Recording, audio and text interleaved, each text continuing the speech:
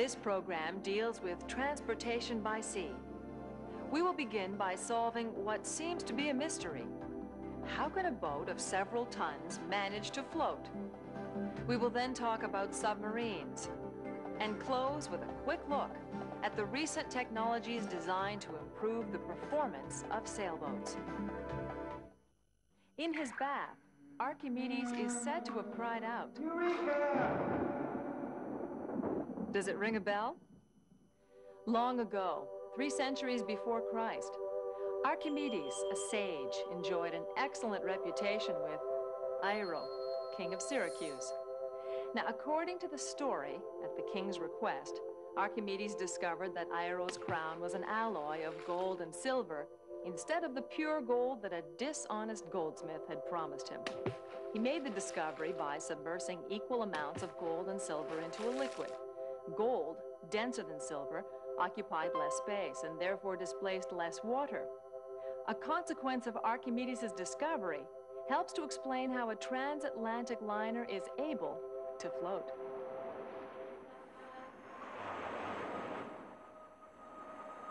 The principle explaining why boats float is believed to have been formulated by the Greek physicist Archimedes. In fact, Archimedes' principle can be applied to any body submersed in a fluid. According to this principle, an object submersed in a fluid is buoyed up by a force equal to the weight of the displaced fluid. This force is the result of the pressure exerted on the submersed surfaces of the body by the molecules of fluid. Called the Archimedean buoyancy force, it affects all objects submersed in water.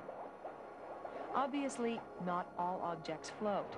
A stone sinks because the volume of water it displaces is not as heavy as the stone.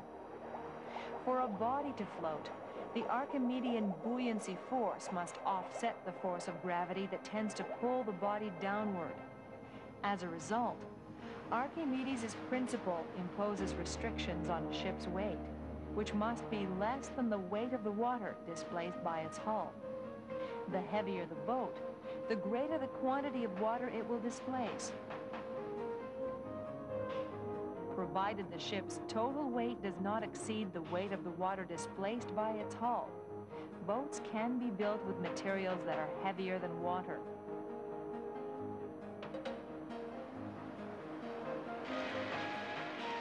The hulls of large ships are usually welded steel metal plates. They make the hull completely watertight and highly resistant to the stresses of the water and ocean swells.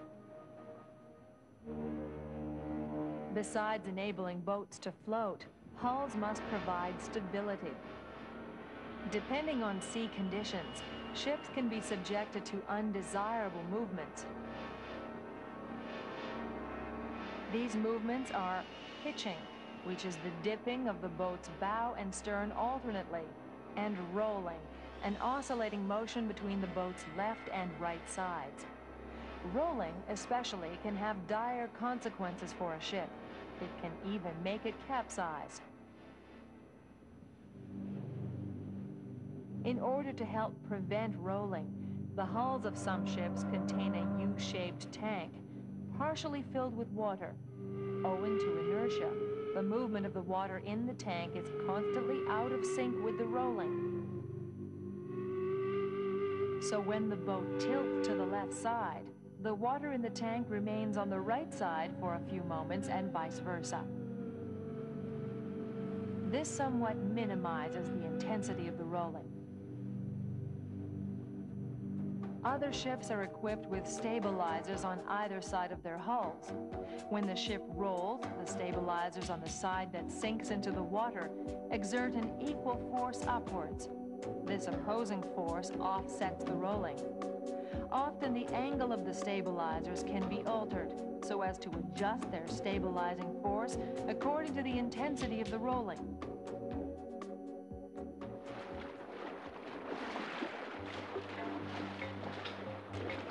Methods of propelling ships have greatly progressed since the days of the oar, whether driven by electric or diesel engines, gas turbines, or even nuclear reactors. The great majority of boats use the same type of propeller, the screw propeller. The screw propeller is the most efficient means of converting the power generated by motion energy engines. It works according to Newton's third law, which states that all action generates an equal and opposite reaction. The blades of a propeller act by quickening the water going through them, creating a sort of invisible flow. This action brings about a reaction in the opposite direction, the result of which propels the ship forward. The shape of any new boat's propellers is subject to considerable study and analysis by its engineers. More and more, they are relying upon computers to define the propeller's characteristics. After a small-scale model is built, using tools activated directly by computer, the model is tested in basins, simulating real conditions of use. The test results are used to give the propeller the best possible shape for its desired application. Behind the propeller is the rudder, which directs the ship. A ship's rudder works in much the same way as an airplane's. To veer port, that is, to the left of the boat, it is first turned sharply starboard, or to the right of the boat. A strong surge of water then develops upstream of the rudder, whereas the pressure decreases downstream. The boat responds to this imbalance of forces by changing course. In recent years, boat design has made giant strides. The computer has become the naval architect's #1 tool. Thanks to modern construction techniques, ships can be made bigger and safer in less time than ever before.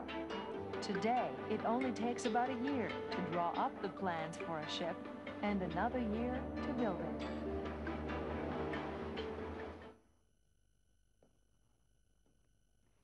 There are two categories of ships: civil ships and warships.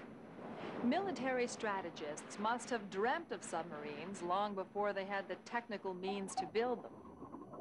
If Jules Verne were alive today, he would surely take his hat off to the performances of the Nautilus's more recent descendants.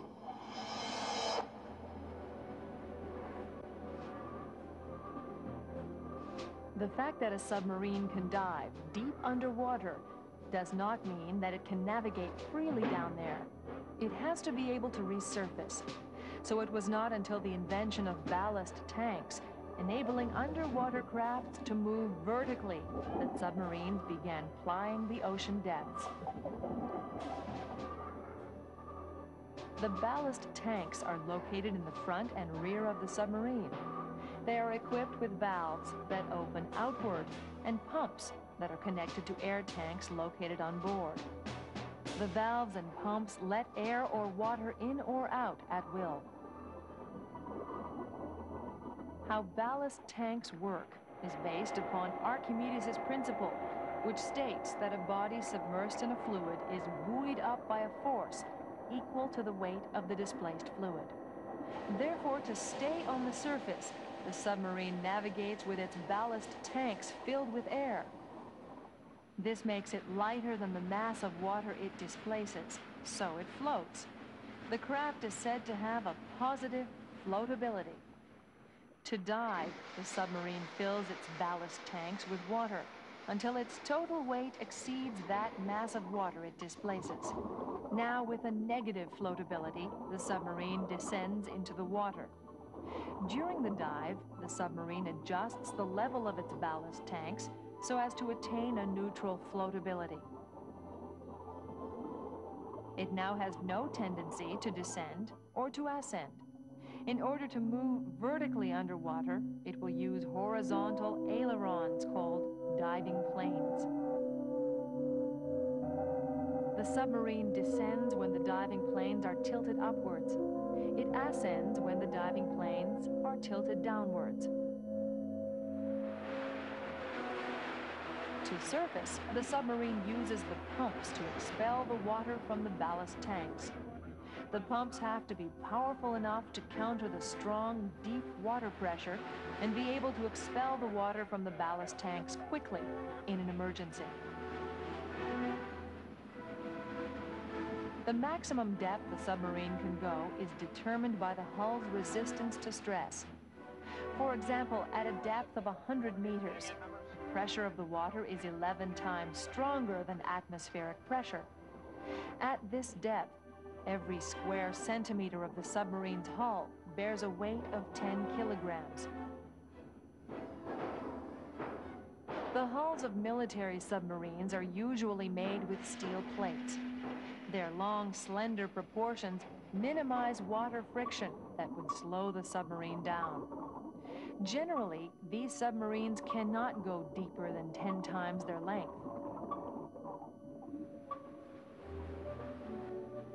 However, some exploration submarines can descend to much greater depths. One of these, the U.S. Nautilus, consists of a wrought titanium sphere that seats 3 people. Titanium is corrosion resistant and even stronger than steel at equal weight.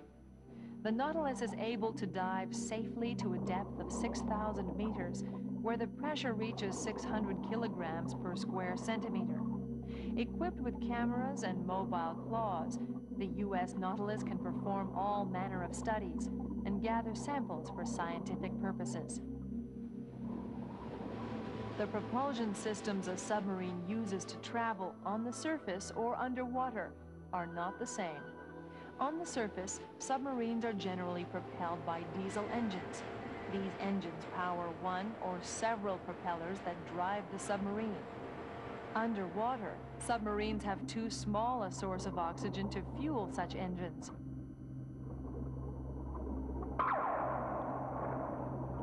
Therefore, the nuclear-powered submarine is ideal, since nuclear reactors do not consume oxygen, but the experts are looking to less expensive forms of propulsion. In one of them, called the Stirling engine, thrust is provided by the expansion of a gas by heating.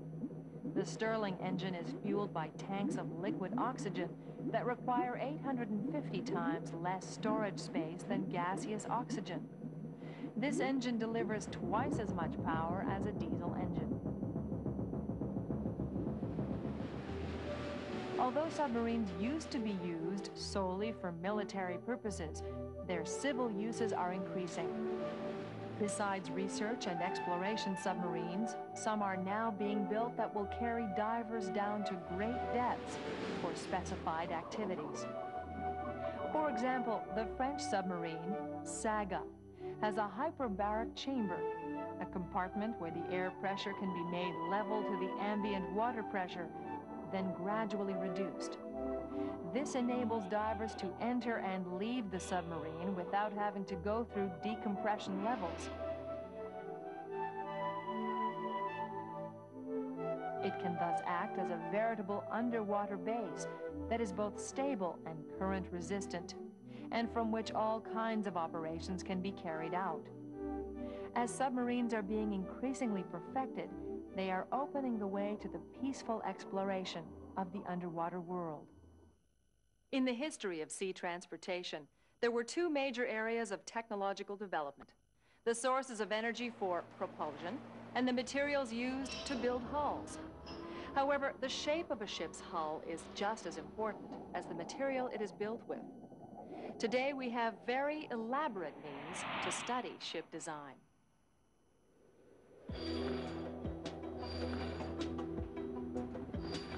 The sail, once a simple means of marine propulsion, has now been hoisted to the top of the nautical sports list.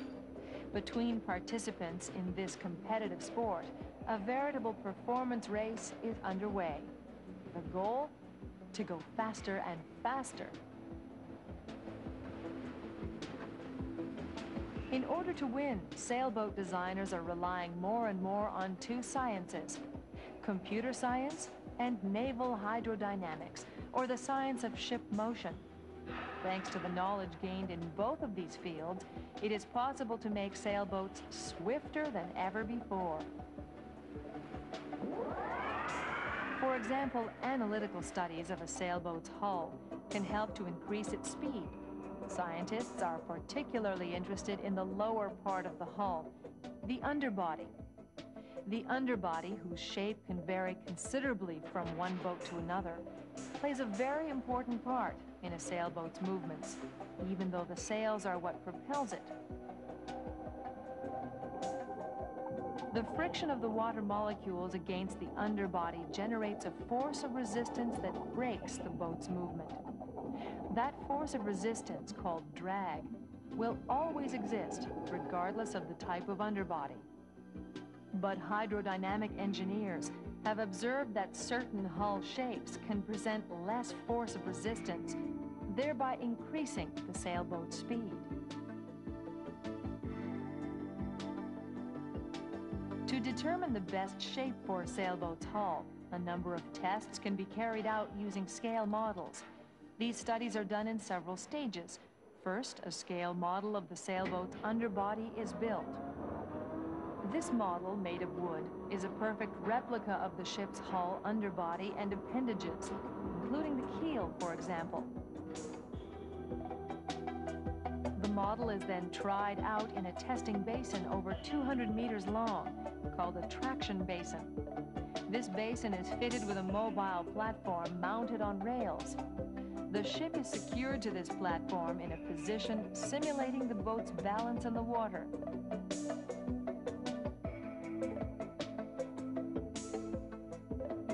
Engineers reproduce the sailboat's heeling, for example, its crossway tilt, and its drift angle, or the angle between the boat's axis and its direction.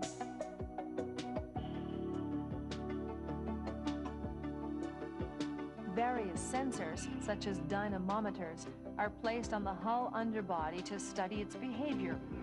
Dynamometers consist of metal blades that lose their shape when subjected to forces. They are used to measure the intensity of the forces exerted on the underbody. Also used are simple strands of wool that enable the engineers to visualize the area of turbulence likely to slow the sailboat down. All this information gives the engineers a precise assessment of the underbody's resistance to forward movement.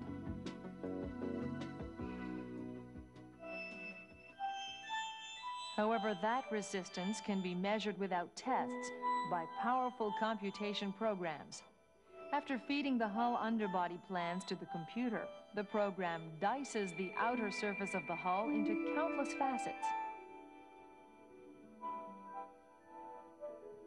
The program simulates the flow of water along the underbody. It then computes the force of friction and the pressure exerted by the water on each of the minute surfaces. By totaling all these local amounts, the computer comes up with the underbody's overall resistance to forward movement. Often, after thousands of hours of work, these efforts can increase a sailboat's velocity by a few tenths of a %. Though it may seem minimal, such an improvement can make all the difference during a race. To heighten sailboats' performances even more, the experts are exploring some intriguing possibilities. They're increasingly looking to aeronautics for answers. Students designed a catamaran, a sailboat with two hulls which can go twice as fast as the wind driving it. This catamaran is a flying sailboat. When it reaches a certain speed, the catamaran literally lifts out of the water. Only 3 ailerons, or foils, continue to touch the water, virtually eliminating all the resistance it causes. Also, the catamaran has rigid sails, similar to the wings of an airplane. Contrary to conventional sails, these wings do not change shape when the sailboat attains high speeds. To create their design, the students used a simulation program similar to a flight simulator. The program enabled them to evaluate the sailboat's maneuverability and its handling and velocity under various atmospheric conditions. They later used it to change the boat's features at will and examine how those changes affected its performance. The art of sailing is now inseparably linked to technological progress.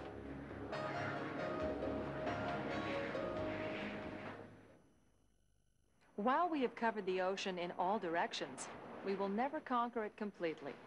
Those who navigate solo, together with old salts, never seem to be able to find the words to describe how very small they feel before the vast immensity of the sea. On old geographical maps, a little way off the approximate shorelines, an inscription used to read, "Beyond this point, dragons may be encountered." Well, we're not afraid of dragons anymore, but a sea voyage is always an adventure.